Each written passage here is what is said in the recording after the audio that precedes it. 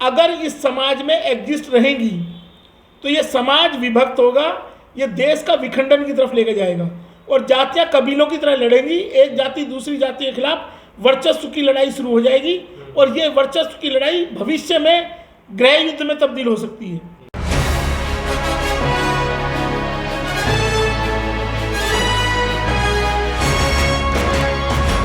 जाति जनगणना एक स्वस्थ समाज के सेहत के लिए ठीक नहीं है। इससे आगे चलकर गृह युद्ध की संभावना पैदा हो जाएगी। यह कहना है आपकी अपनी पार्टी पीपल्स के राष्ट्रीय अध्यक्ष एडवोकेट रामवीर चौहान का। उन्होंने एक प्रेस कॉन्फ्रेंस में कहा कि आज जो आंकड़े आ रहे हैं जाति जनगणना के बिहार से, उस पर सवालिया निशान लग रहे हैं और जो जाति की संख्या ज़्यादा है वह अपना वर्चस्व कायम करने में लग जाएगी, जिसका नतीजा होगा कि एक दूसरे के प्रति राजनीतिक तौर पर द्वेष पैदा होगा। इसलिए जाति जनगणना नहीं बल्कि जाति को ही समाप्त कर दिया जाना चाहिए ताकि एक समाज श्रेष्ठ समाज की स्थापना हो सके।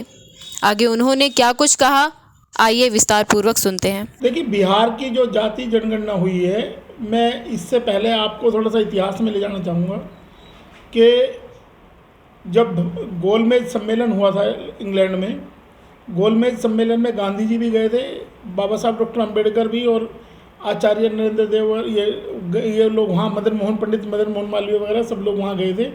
तो उस समय डॉक्टर बी आर अम्बेडकर ने वहाँ कहा था कि हम लोग तो उनके गुलाम हैं जो आपके गुलाम हैं और भारत में हमारी स्थिति बहुत बदतर है सामाजिक, आर्थिक और शैक्षणिक रूप से। तो उसके लिए उनकी एक मांग थी कि एक कमीशन अपॉइंट किया जाए जो यहाँ के लोगों की आर्थिक, सामाजिक, शैक्षणिक स्थिति का जायजा ले सके। तो उन्होंने साइमन कमीशन अपॉइंट किया था और साइमन कमीशन को अपॉइंट करके, साइमन कमीशन ये पहला अटेम्प्ट है इस देश में जो जातियों के हिसाब से सर्वे करने आया था, उनकी क्या स्थिति है, सामाजिक पृष्ठभूमि क्या है, आर्थिक क्या है, शैक्षणिक क्या है।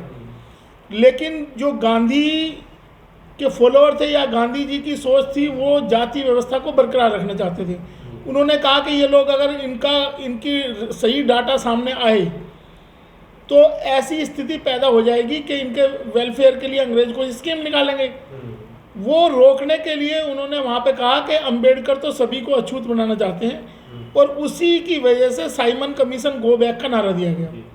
और साइमन कमीशन गो बैक का नारा जब पंजाब में उसका विरोध हुआ तो डॉक्टर लाला लाजपत राय, जो खुद आज के अगर हिसाब से देखे जाएं तो वो भी उस समय ओबीसी वर्ग के थे, उनको भी नहीं पता था ये क्या स्थिति है। तो लाठीचार्ज हुआ और लाठीचार्ज में उनकी डेथ होगी।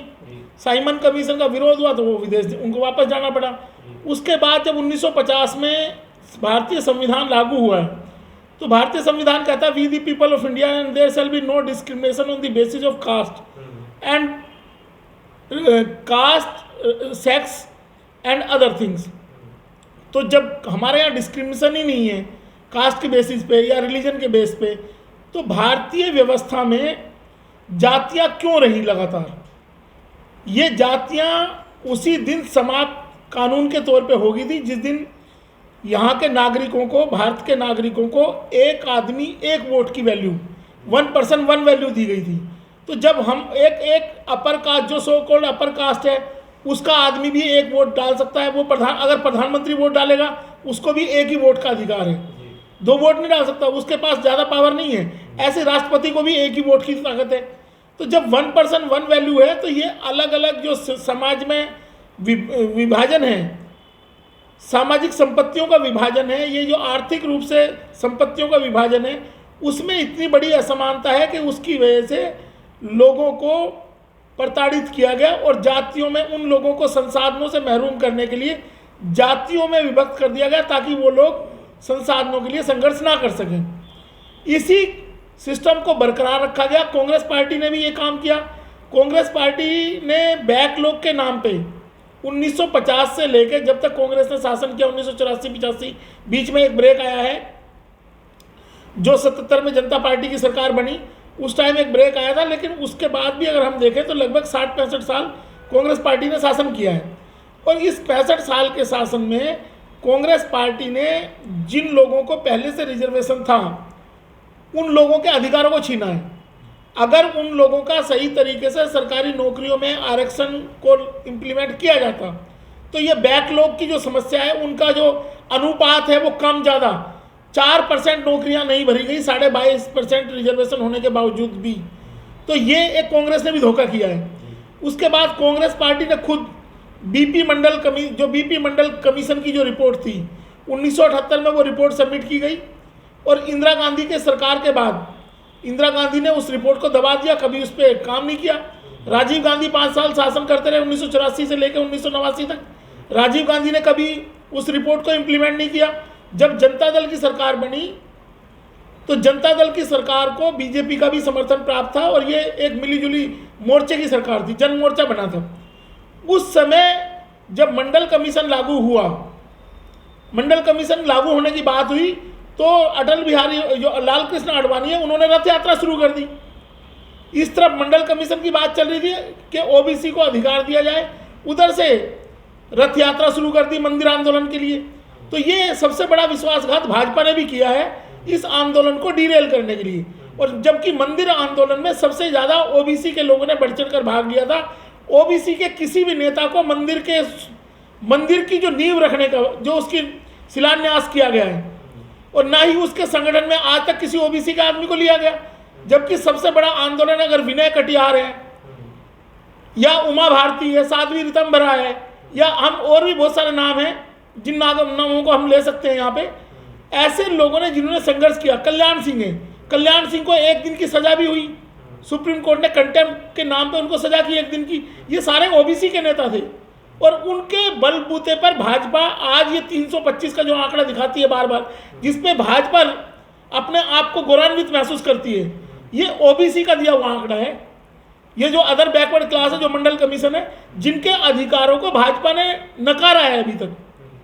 तो आज ये जो जाति के आंकड़े आए हैं, हम बार बार अपनी बात रखते रहे हैं कि जातियां अगर इस समाज में एग्जिस्ट रहेंगी तो ये समाज विभक्त होगा, ये देश का विखंडन की तरफ लेके जाएगा और जातियां कबीलों की तरह लड़ेंगी। एक जाति दूसरी जाति के खिलाफ वर्चस्व की लड़ाई शुरू हो जाएगी और ये वर्चस्व की लड़ाई भविष्य में गृह युद्ध में तब्दील हो सकती है। इसलिए हम जातिगत सिस्टम के खिलाफ हैं। हम चाहते हैं कि जातियों को समाप्त किया जाए ताकि जिस आर्थिक आधार की लोग वकालत करते हैं, काफ़ी लोग कहते हैं जी आर्थिक आधार पर सहूलियतें होनी चाहिए, तो हम ये कहते हैं कि समाज से जातियों को समाप्त करो और गणना आप फिर जो पॉवर्टी बिलो पॉवर्टी लाइन है लोग उनको अपलिफ्ट करने के लिए काम करो।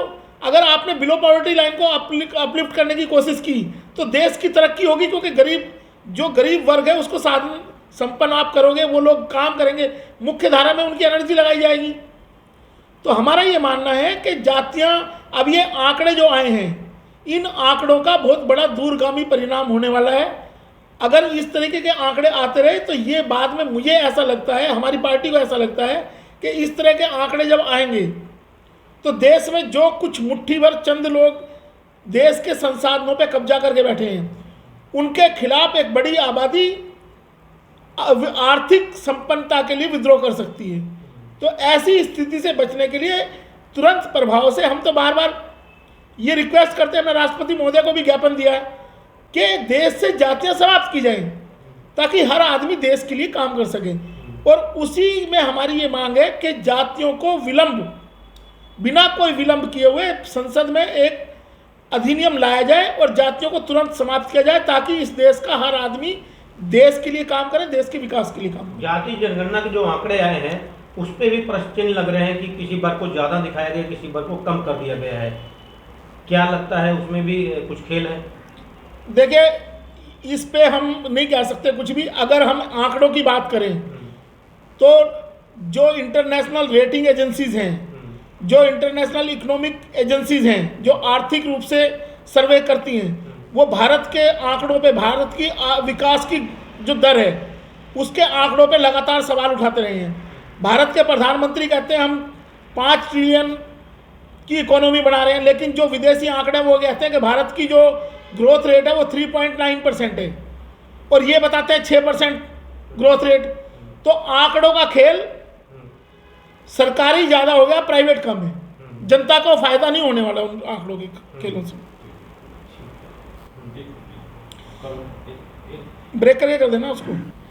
यहाँ मैं आपके सामने एक बात और रखना चाहता हूँ कि जब से ये जातिगत आंकड़े कल प्रकाशित किए हैं बिहार सरकार ने, भारतीय जनता पार्टी सबसे ज़्यादा मुखर तौर पे विरोध कर रही है, जबकि भारतीय जनता पार्टी के अभी नेताओं ने संसद के अंदर भी ये कहा है, जेपी नड्डा का ये बयान है और अमित शाह का भी ये बयान रहा है संसद में कि हमारे पास सबसे ज़्यादा ओबीसी एमपी हैं। तो उनको जातिगत आंकड़ों से क्या प्रॉब्लम है, उनको हिस्सेदारी देने में क्या प्रॉब्लम है उनको, पहली चीज़। दूसरी चीज़ ये कि जो जातिगत आंकड़े 2014 में भारतीय जनता पार्टी के पक्ष में वोट डाल रहे थे, आज वो अचानक भाजपा उनके विरोध में क्यों आ गई है? जब देश के प्रधानमंत्री 2014 में ये कहते हैं, ये नारा देते हैं कि मेरी जाति नीची है और मेरी राजनीति ऊंची है, और 2002 में उन पे ये लगातार आरोप लगता रहा है प्रधानमंत्री पे कि उन्होंने मुख्यमंत्री रहते हुए जो वैश्य समाज की मोड़ जाति है, उस जाति को जानबूझ के ओबीसी की लिस्ट में डलवाया ताकि ये चीज़ प्रचारित की जा सके कि मैं ओबीसी से आया हूँ। तो ऐसी स्थिति में भाजपा खुद जातिवाद की पोषक रही है।